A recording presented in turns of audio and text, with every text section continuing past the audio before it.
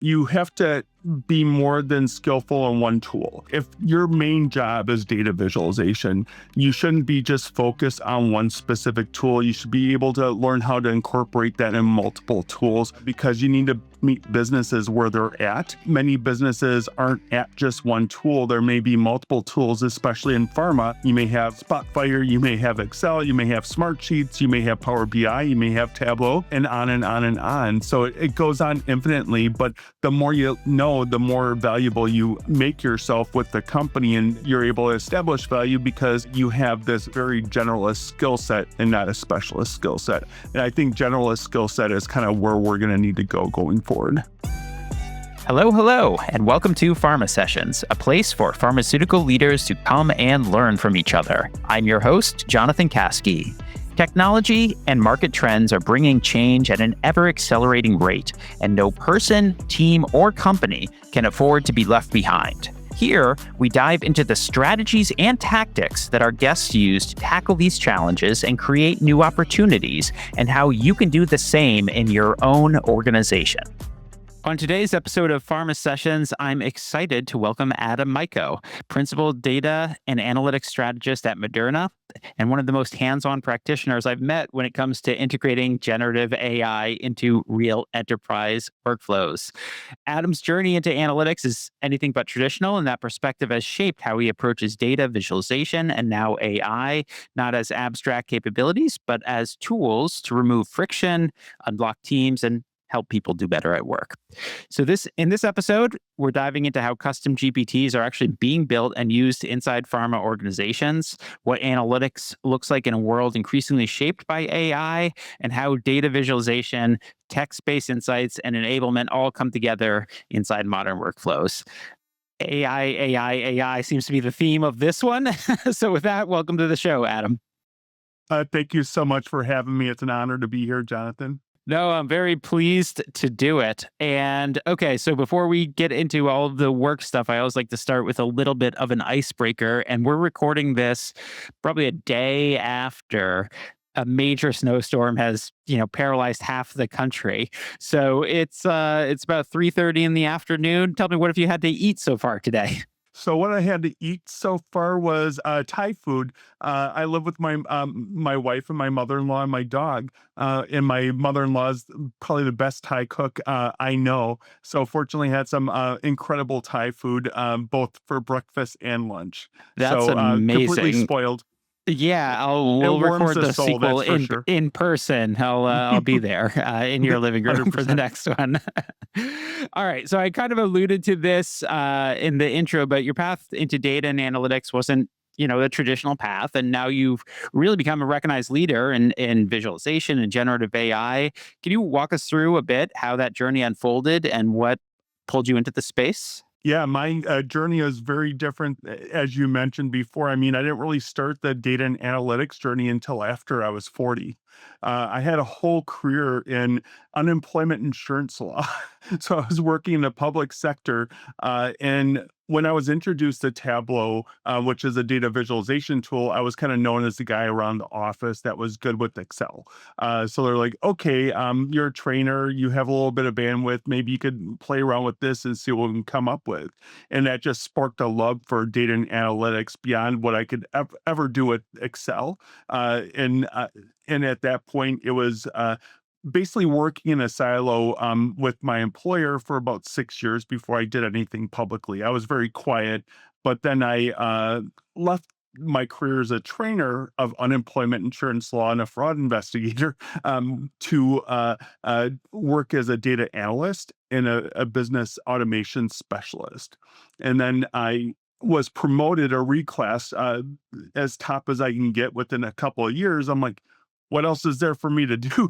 So I wanted some motivation. So I wanted an opportunity to give back. And that's what I thought I was doing when I started doing it publicly. But I learned I had so much to learn. And that second role after leaving the unemployment insurance company? Was that in pharma or was that somewhere else? Completely somewhere. I worked in the public sector for the state of Wisconsin. I was working through the beginning of the pandemic. So a lot of Saturdays I was working, trying to get reports to the governor's office and so forth on unemployment insurance backlog as a data analyst and also projections. Wow, that's fascinating. So you joined Moderna after the pandemic. That must have been a really at the tail end. So that must have been a crazy time to join.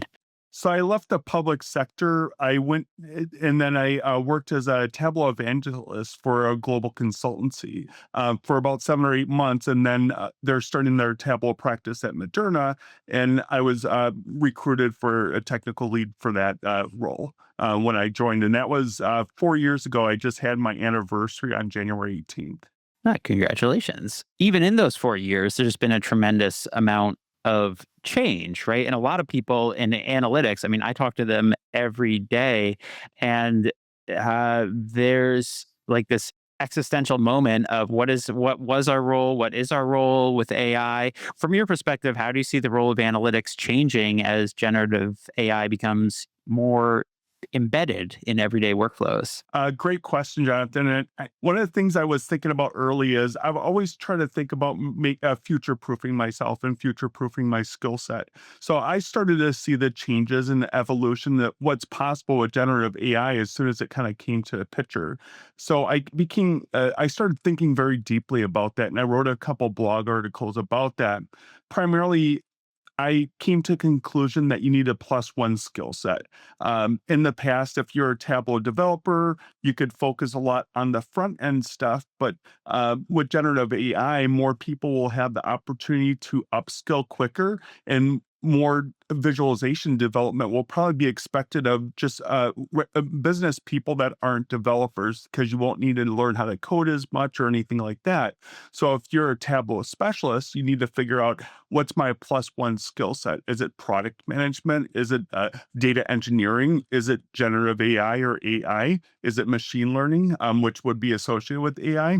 Or whatnot. So those are important factors to think is like, how do you diversify your skill set so you don't get locked out? That makes a lot of sense. And there was actually one of our clients. So we have kind of our own version of like a Tableau, like a proprietary business visualization thing, and they came over from Power BI, right? Power BI and Tableau being the biggest ones, and it wasn't necessarily anything to do, well, I shouldn't say it wasn't anything to do with the technology, but they were saying essentially what you were saying, but they had a kind of a different spin on it, which is we need to really get very clear at elevating our value to the organization. And if the value of building reports is going down, then what is the value that we can bring? And what they aligned on was we need to really focus on delivering strategic insights, right? Because that's kind of the purpose of all of this data visualization is strategic insights. And it seemed, and they're not their team is growing. It's not shrinking with all of this, and I think they're very happy to be kind of elevating their position. So I think that's part of it too. Is just like how we talk about ourselves in analytics needs to be reflective of the value that's being delivered. I think that's a great spin. And you touched on another point is that you have to be more than skillful in one tool. So if if your main job is data visualization, you shouldn't be just focused on one specific tool. You should be able to learn how to incorporate that in multiple tools because you need to meet businesses where they're at. Many businesses aren't at just one tool. There may be multiple tools, especially in pharma. You may have Spotfire, you may have Excel, you may have Smartsheets, you may have Power BI, you may have Tableau, and on and on and on. So it goes on infinitely, but the more you know, the more valuable you make yourself with the company, and you're able to establish value because you have this very generalist skill set and not a specialist skill set. And I think generalist skill set is kind of where we're going to need to go going forward. Yeah. And now another skill set that you've developed, and what's interesting to me is you're kind of doing this publicly, is developing custom GPTs. So talk to me a bit about that just at the beginning. Like what made you think, hey, this is I can do this, or I'd be good at this. I want to do this. And then what was your around your decision to do this in kind of more of a public manner than strictly behind the scenes? So that's those are great questions. So when I was introduced to Tableau over a decade ago, it was this like wild moment for me. It was like, this is mind blowing to me. This is something I could utilize. I had that same moment when I was introduced to generative AI. We were able to get it very early. So I was developing custom GPTs internally early, but you I learned very quickly that if you only build internally, your skills don't develop as quickly.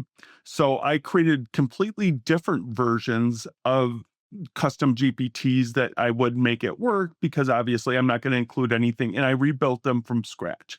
And what I do with them is, first of all, it helps me understand everything I need to know about building a GPT and what works and what doesn't work. And two, I could kind of crowdsource that feedback to improve my internal GPTs.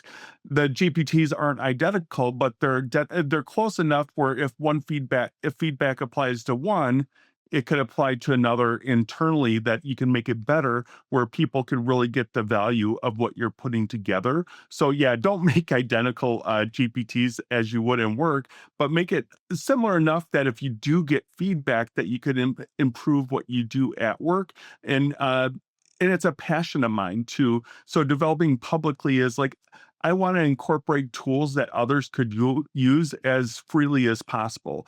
I don't like to be the gatekeeper of who gets in and who doesn't get in data analytics or anything related to technology. And if I have the skill set to do that, it's my passion to bring some of that out and give back because I was fortunate enough to get plenty. So I want to give back as much as possible. And that's one of my main goals is like, here are tools that you could use that can make your life so much easier. And they're free. I'm not charging a penny for them.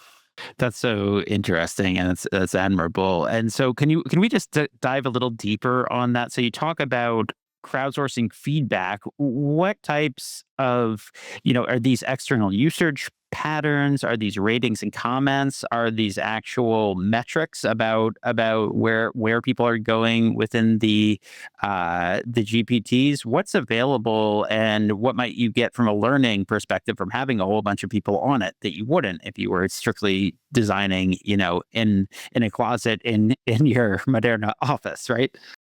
Right, exactly. So one thing is that you get anonymous feedback. So people could send you feedback, and then when you're writing a custom GPT in ChatGPT, you could do it anonymously. So you get that anonymous feedback, and also share a lot on LinkedIn as well. So if people have feedback, and I've always had an open door policy, if you have feedback, constructive or positive, open up and share how you're using it and how it could be better.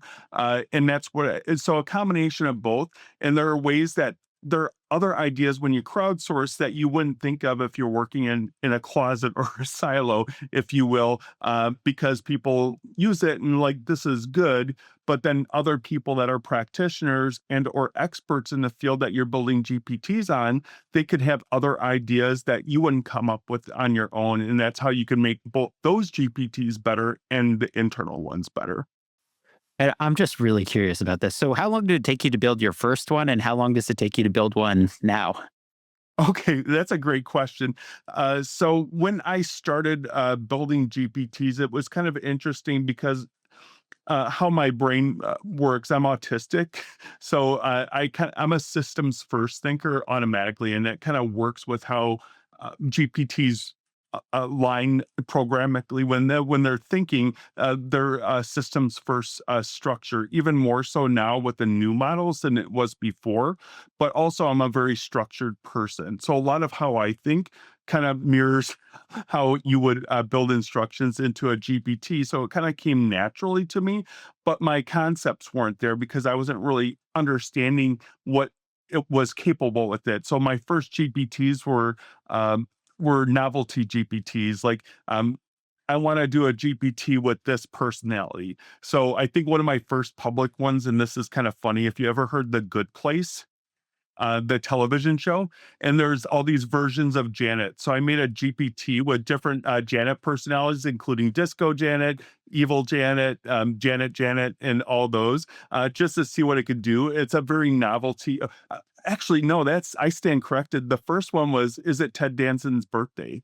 Because that's kind of a meme that was on Twitter that every day, and it was just like programmed only to say it's Ted Danson's birthday when it was. So these were real novelty ones. So they didn't really take me long to do, but I didn't understand what the capabilities were. So the only time I really started to build and understand those capabilities when I was figuring out things is like, there's this interesting use case. How do I use it for that? And the ones that were more complex that took me longer to build initially were product assisted ones. So I have a public one called Tableau Virtuoso. So it includes a product knowledge of Tableau, but you have to create instructions on when to incorporate the knowledge and so forth. So understanding how to do that, that took me a couple weeks to get that one down. And then I created a couple other ones. One was this Critique Pro, which is you do a screenshot of a dashboard and it does automatic scoring for you as soon as you publish it. That took me several weeks because the scoring waiting at that point, and that you really had to create really defined outputs for the GPT based on the model back then. So you had to do a lot of rules. You had to test the weighting, see if the scoring was right and so forth. So there's a lot to go into it. So most of the time was I do the initial iteration, and I learned quickly that you write in Markdown code, which is kind of structured text, because the GPT understands that more if you're typing in regularly. The other thing I learned very quickly is that when you're configuring a GPT, there's a little section on ChatGPT that has this really automatic prompt to write what you GPT wants to do, and it has this configure that's useless. So it doesn't do a lot. So there's a lot of learning and trial and error based on testing. It's like, maybe I can make this quick GPT on the fly by using configure GPT. No, it doesn't work at all. It's horrible. But then you have to test and test and test. But just recently, and this is another funny thing, this is a little bit of a tangent, but in April, I wrote an article on designing custom GPTs. And it's been by far my most popular article on Medium. I think last check was about 17,000 views. And that was, I believe, April 30th. And with the new model coming out initially in November 17th and the most recent 5.2 in December, everything changed. So it became obsolete.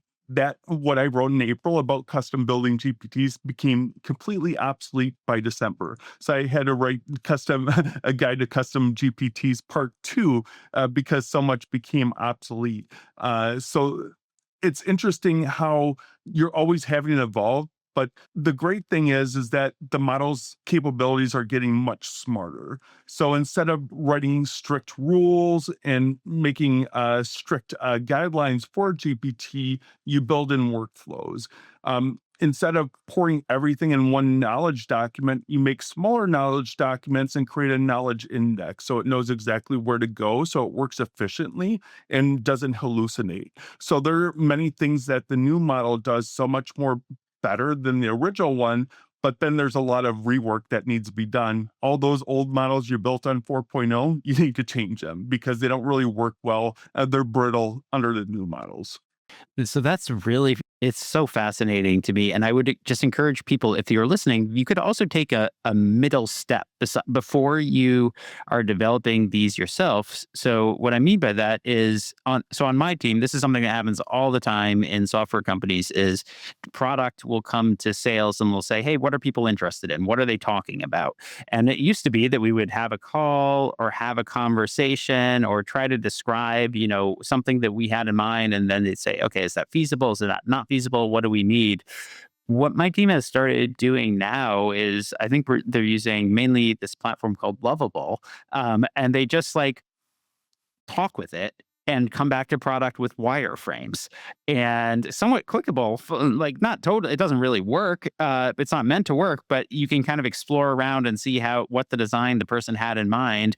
And that's been allowing our dev team, it's almost like an improv where they always yes and, right? Like they can take your wireframes, they can yes and it, and then they can turn it into something really awesome. But our first several iterations of back and forth are all via these low code no code wireframing type things, and that has just allowed us to move so much faster with development because we're literally reducing timelines by weeks and months just to understand what each other is even talking about. It's really, really cool.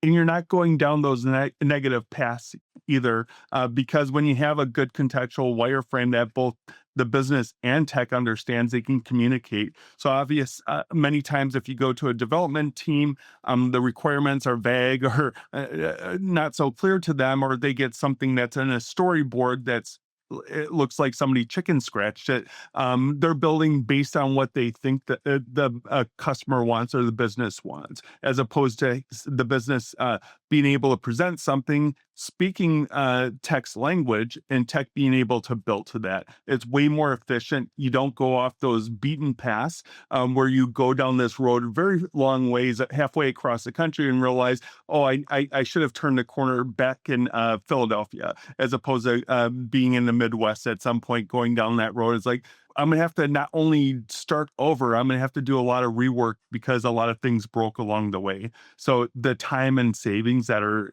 implied with doing these better storyboards or better work for the tech team is going to be super helpful for everyone. And it increases the trust too with the business as well, because the developers can trust the business and don't go off on their own tangents. Yeah, and I think it was very how this got introduced. Somebody on the team just did it, right? They didn't like they weren't asking, "Hey, can we do this? Is this a good idea?" They just kind of did it, and I think that was another really interesting thing. Was like, I don't know, just taking some initiative internally at an organization and kind of bringing us to the future, whether we wanted it or not. Almost. But it worked out great, right? So let's bring it back a little bit to this to the data visualization piece, right? So a lot of your work sits at this intersection of data visualization and generative AI. How do you think about when insights should be visual versus when they should be delivered through text or conversational interfaces?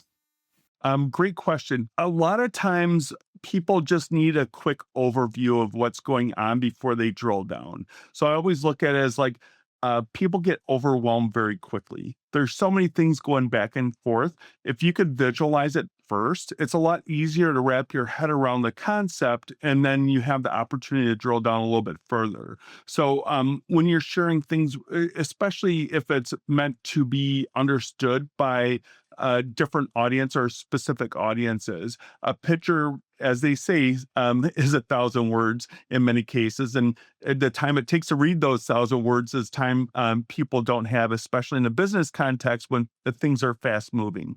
So anytime you have an opportunity to visualize something, you should think about, how do I visualize this, and how do I make these complex insights as simple as possible, not throw everything once at a person, but make sure that they have the opportunity to be able to navigate once they're interested in more. So you really need to think from the top down level, but give them an opportunity to have an interest. So that interest and natural curiosity will give them the desire to drill down. You also have to make sure that there's an opportunity to drill down to see that more detailed text and whatnot when it's relevant. So that's kind of how you have to think of data visualization, is you want to get something out there as simple as quickly as possible to make it as accessible to the audience that you're working with, and not try to do everything at once. So that's another issue with data visualization, is like, how many questions are you trying to answer with the dashboard? The dashboard should answer one major question, and then utilizing actions and additional charting to get further in detail as needed to follow up on that particular question. So you have to think, is this overwhelming to somebody? And you have to think of your audience as well. If you're building to an executive versus an analyst, that's a very different audience. An analyst can spend a little bit more time trying to figure it out. If you give it to an executive and it takes them 5 minutes to figure it out, they're never going to look at it again. So those are all these things you have to think about. But ultimately, you want to make it as simple as possible for your audience to get value. And that's how you build. I totally agree. And I think what you hit on at the end about different audiences is really, really critical because so we do a ton in like commercial field data.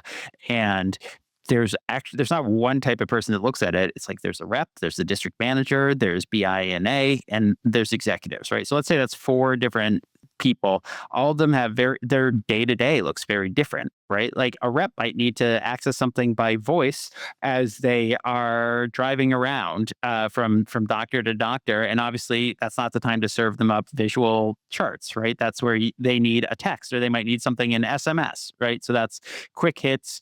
Or if they want a chart, they're not actually spending all day in the dashboards the same way that the BI&A person is. So they need to be able to ask a question and get the chart. Whereas like an analyst probably knows this system like the back of their hand. They don't need that, right? They can just go to exactly where they want, filter out exactly how they need to. So for them, it's a bit more like, okay, well, are we providing enough data density, right? Like, are we helping them answer their questions in the first clicks? And then you're exactly right. The exec is like, okay, well, I want this, but I don't necessarily want this in the dashboard. I'm probably going to have to deliver a PowerPoint.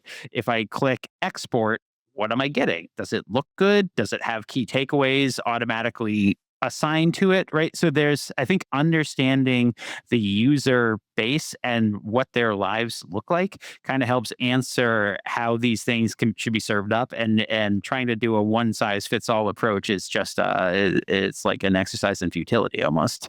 And for your audience, I have 3 GPTs I built that covers this concept. First of all is Viz Critique Pro.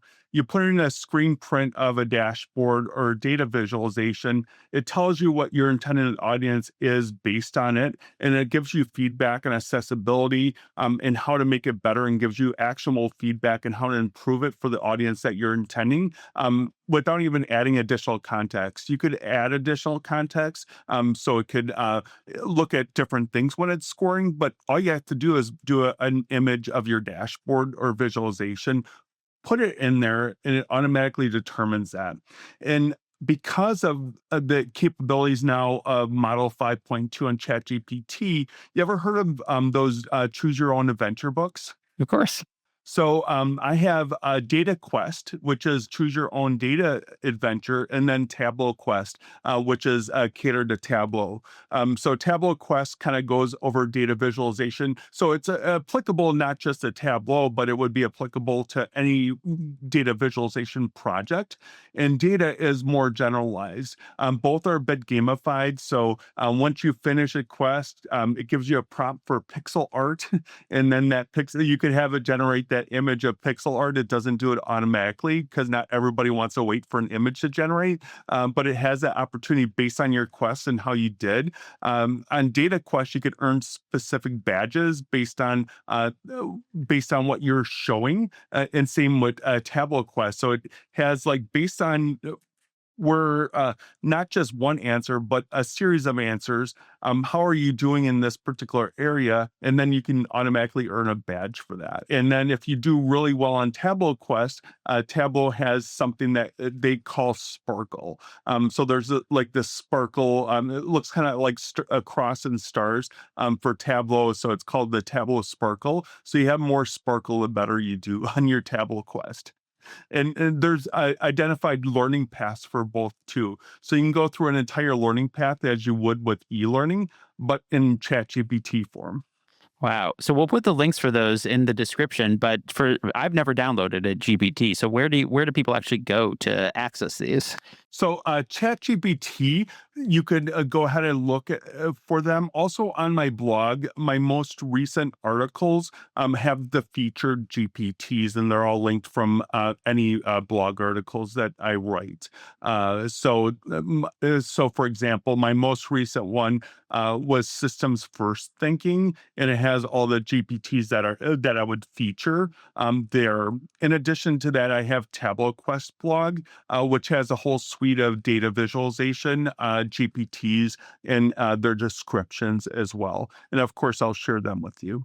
That's great. I'm so excited to play around with that, and I feel like I'm leaving this inspired to just try something. Right, and I have one in mind. So it's funny. My wife is actually in process of setting up a like a yarn and fiber shop here where I live in Rehoboth Beach, and she all the expense trackers are either way too expensive or way overkill, or they don't quite do exactly what she needs. So I'm like, I bet I could like do something here. So that's going to be my attempt is some type of a little expense tracker, uh, GPT or app. So what you should use for that is a GPT I just built. So it's called GPT Architect Pro. So it's a GPT builder, an evaluator, and a system. So it evaluates itself to improve its own performance based on the newest models. Because I worked with GPT builders and evaluators on ChatGPT, but the problem with them was always it's not built for 5.2, the newest model, and also 5.2, you don't have to separate them. So when you have a builder and you have an evaluator, you could have an entire system working with itself. So you have the power of multiple GPTs in one GPT without having to switch the screen. So it really gives a lot of power to what you're doing, and it makes it a lot easier and more efficient to build really good GPTs. And I put about 90% of my knowledge in that GPT as far as building GPTs. There's some secret sauce because there always should be a human in the loop, and I leave that open so people should define what they need as opposed to having something share and assume something and having it completely wrong. So I make sure that any GPT I built is there to include the human in a loop. You need to provide feedback because, first of all, when we're working with GPTs, we shouldn't be so dependent on technology. It's not all the way there yet. Two, if you do that, you're not gaining anything outside of gaining whatever the technology shares with you. You're not learning anything in addition. In fact, you may be getting a little bit slower and kind of losing what you've already learned. But this is to keep you engaged, not only with the technology, but to keep you in control of the technology where you work with as a partner as opposed to absorbing it. That's so great. All right, so that's a natural transition to the my final question here, kind of to close us out. But if you were advising an analytics or a data professional in pharma, someone who feels uncertain about AI's impact on their role, what's the one thing you'd encourage them to focus on right now? Excellent question. So, the first thing I would have them focus on is how are you going to utilize that as opposed to fight it? The longer you fight it, the longer you're behind in what you need to do as an analyst or a person that's looking to evolve with the tool, with the technology. The time of being a specialist and doing one thing the entire time is kind of going away. There's going to be a lot more people being able to do what you do because it's going to lower the threshold for those people again. And more people are going to have the opportunity to do stuff with coding, with developing, and so forth that they wouldn't have had the opportunity to do before because a lot of the work could be helped out by AI technology. So don't be afraid of it, but also think about what are you interested in. One thing I also learned is that when you're just focused on one thing and you're doing that consistently, you become mentally stagnant. There's no inspiration. It just kind of like time to make the donuts, time to make the donuts day after day. That's one thing that makes it difficult for you to have any sort of inspiration or growth. So right now is a time to think about what is inspiring me, what other skill set do I want to leverage professionally, and how can I extend what I use right now into that and do it organically. What should I learn on the side? Should I learn how to code? Should I learn how to be a product or project manager? Should I be focused on people management, building teams? Should I be learning other BI tools to further enable my capabilities with data visualization if you're focused on that? Or should I be leveraging AI as product assistants or building with those tools to even amplify what I'm building in data visualization? That is fantastic. So, Adam, we'll leave you there. Hopefully, you also have a delicious Thai dinner tonight. And I really, really appreciate your time. Thank you so much. It was great talking to you, Jonathan. It was a pleasure.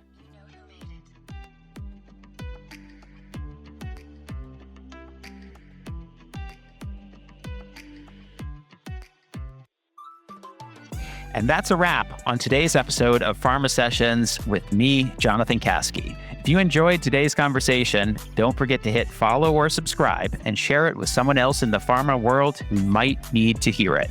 For more on pharma trends, career growth, and business strategies, connect with me, Jonathan Kaskey, on LinkedIn. Until next time, thanks for listening.